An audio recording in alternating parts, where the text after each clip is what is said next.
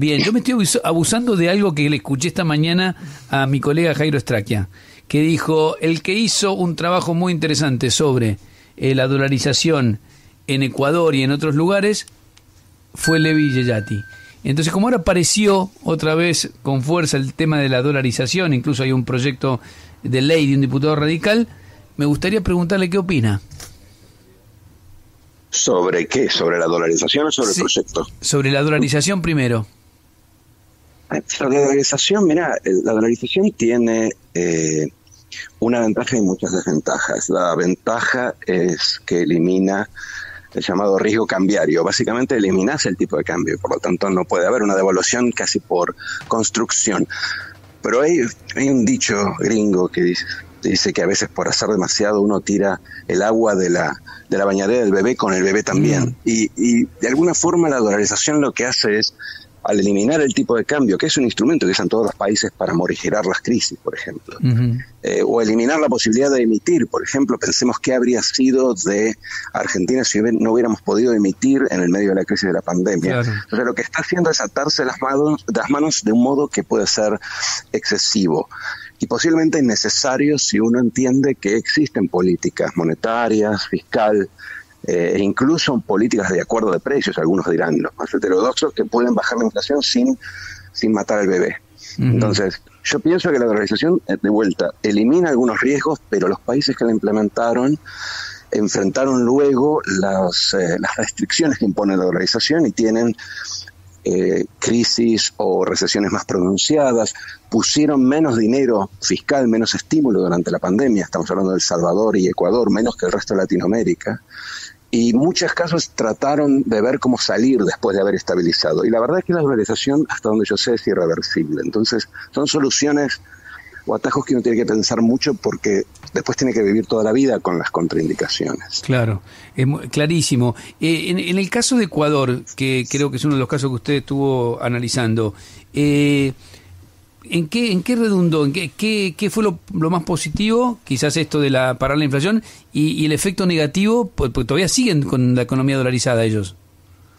Sí, la dolarización, a ver, no hay ningún caso en la historia reciente en donde se haya cambiado una moneda buena por una moneda mala. Hay casos en donde hubo cambios de moneda, por ejemplo, las economías que salieron o se escindieron de la Unión Soviética, pero huían de una moneda débil. Desdolarizar, es decir, meterle a una persona en el bolsillo una moneda local que va a ser menos estable que el dólar, es muy difícil en ningún caso en la historia. O sea, una vez que se ingresa es muy, muy difícil salir.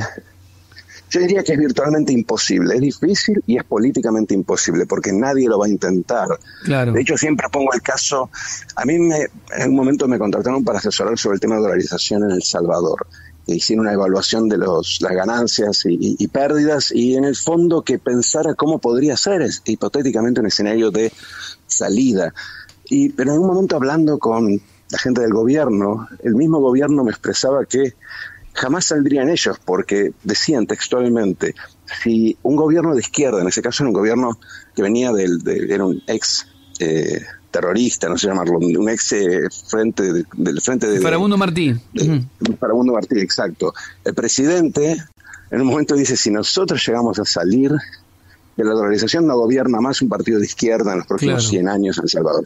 Entonces, ¿a qué voy con esto? A que aun si fuera técnicamente posible, en la práctica ningún gobierno apretaría ese botón nuclear. Entonces, digamos que es irreversible para todos los fines prácticos. Ahora, en el caso de El Salvador no tuvo muchos beneficios ante Ecuador, que venían de una crisis cambiaria muy fuerte, sí estabilizó la crisis. Y hoy no tenemos corridas cambiarias o bancarias. Eso no inhibió a Ecuador de tener recesiones fuertes, de tener una economía que baila al ritmo del precio del petróleo, ellos son exportadores del petróleo, y no los eximió de tener que reestructurar la deuda el mismo año que lo hicimos nosotros, y de estar con un programa del fondo casi de manera permanente. Entonces, no resuelve los problemas que tenemos nosotros. Vamos a tener los mismos problemas sin pensar en el tipo de cambio. Clarísimo. Y ahora, para que pueda completarme la respuesta, ¿y qué opina de este proyecto de ley? No, yo creo que, a ver, es difícil opinar de ese proyecto de ley porque, para empezar, hoy la dolarización en Argentina es inimplementable técnicamente. O sea, no nos quiero aburrir con detalles técnicos, pero uno tiene que tener reservas para comprar la base monetaria, claro. Tiene que tener dólares de más. Y aparte de eso, debería guardar una porción de esas reservas como fondo de liquidez para el caso de que en algún momento el sistema bancario perdiera depósitos y tuviéramos que, el Banco Central o quien sea que reemplace al Banco Central tuviera que asistir a los bancos para no cerrarlos, para no tener una crisis. Entonces necesitamos muchas más reservas de las que tenemos. Hoy, aun si fuera beneficioso, sería inimplementable. Y si tuviéramos las reservas, posiblemente el tipo de cambio al cual tendríamos que hacer el canje sería muy alto, con lo cual tenemos que pensar en dolarizar a 300, a 400, si alguien nos prestara las reservas para hacerlo. O sea, tiene un sinnúmero de problemas técnicos de implementación. Por eso te digo, alguien que venga y diga, resolvamos con la dolarización, es de un facilismo que ni siquiera merita un análisis económico. Bien. Eduardo, buen día. Federico Yanis lo saluda. Usted citaba los ejemplos de Ecuador y de El Salvador. Bueno, Panamá técnicamente no está dolarizada, pero tiene la moneda de curso legal con el Balboa. Pero ahí, ¿cómo es cómo es que hacen? ¿Tienen una política económica propia, pero la política en cuanto a la moneda la fija Estados Unidos? ¿Cómo es que convive esa situación, al momento de uno pensar la política económica del país? Bueno, primero que la política económica son varias cosas, y en particular son política monetaria y fiscal. La política fiscal queda en manos de los gobiernos y de hecho asume toda la carga que en la situación normal comparte con la política cambiaria. Yo estoy en una recesión, devalúo para aumentar mi demanda externa y compensar de alguna forma la caída de demanda doméstica, por ponerlo de manera muy sencilla. Sí. Si no puedo devaluar, todo el ajuste se hace a través de una caída de precios local, y la caída de precios generalmente está asociada con una contracción económica y con alto desempleo. Pensemos en el 2001 argentino. O con una política fiscal mucho más prudente, por no decir mucho menos expansiva. Por lo tanto, en la época de la pandemia, tanto El Salvador como Ecuador, como decía antes, tuvieron un estímulo fiscal más modesto. El caso de Panamá es distinto porque Panamá nunca dolarizó. Panamá, cuando se independizó, creo que fue en 1904, 1906, algo así. Se independizó de los Estados Unidos preservó el control del canal y medio que los indujo a adoptar el dólar americano. Entonces nunca tuvo efectivamente una política autónoma con una moneda local. Los dos países que dolarizaron son estos otros que mencionábamos, El Salvador y Ecuador. Y ahí la política fundamentalmente queda en manos de la política fiscal. Y uno tiene que gastar menos y tiene que compensar cualquier crisis externa o cambio en los términos de intercambio, suba el precio de la soja, por ejemplo, en Argentina, o del petróleo en Ecuador, o en El Salvador, que importa petróleo, o sea que tiene un shock negativo ahora. Tiene que compensar todo eso con política fiscal y a expensas de la actividad económica. Entonces, en ese sentido, por eso los ciclos económicos son más pronunciados. Si le pidiera, no sé, ¿usted está trabajando políticamente con algún sector ahora? ¿Con algún dirigente? No, yo trabajo en la universidad. Bien. No, bueno. Sí, yo asesoro a dirigentes políticos del Partido Radical, pero trabajo en la universidad. Perfecto. Bueno, y si le pidiera asesoramiento Alberto Fernández para ver qué se hace con la inflación, ¿qué sugerencia le daría?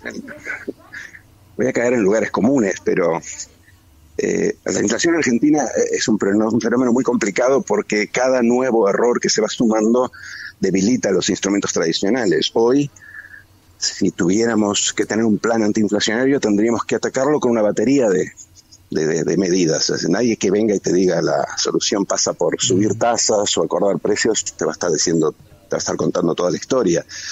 Debería sí tener lo básico, un programa monetario con una meta, una indicación de inflación. No tengo una meta en el sentido de metas de inflación, pero si yo te pregunto a vos, ¿qué inflación tiene en la cabeza el Banco Central? Bueno, la sabés, porque no hay un programa monetario que se discuta, que ordene expectativas. Necesitaría cerrar el déficit también, porque hoy no tenés financiamiento.